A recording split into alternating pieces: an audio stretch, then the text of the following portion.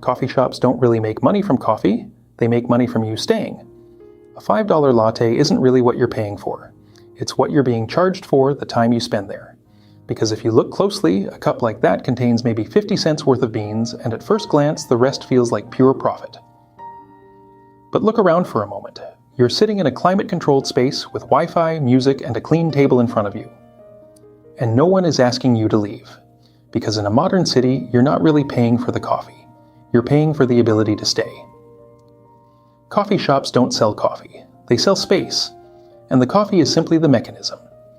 A small, acceptable purchase that gives you access to something much more valuable, time and place. Look at where cafes are located. They don't hide in cheap alleys. They occupy busy streets, corner positions, and high foot traffic zones. Some of the most expensive real estate in the city. That's not accidental. Cafes don't just sell drinks, they capture attention and convert it into time spent inside.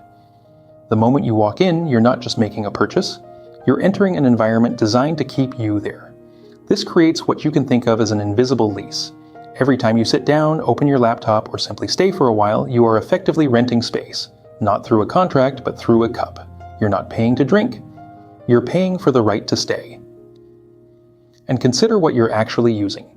Air conditioning, furniture, lighting, internet access, and a controlled atmosphere. None of this is free, and none of it is paid for by the beans themselves. In high-rent cities, the space you occupy for an hour is often worth far more than what's inside the cup.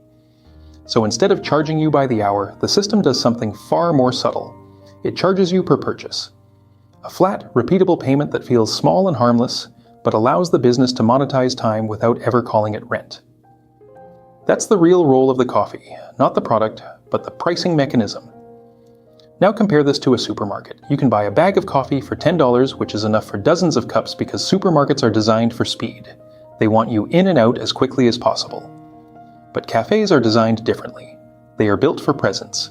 They want you to stay. And staying is exactly what they monetize. So the next time you pay $5 for a coffee, look past the drink. You're not really buying caffeine, you're paying for a moment, a table, a chair, and a small piece of space inside a crowded city. And in a world where space is limited and attention is constantly contested, that small cup isn't the product, it's the price of staying.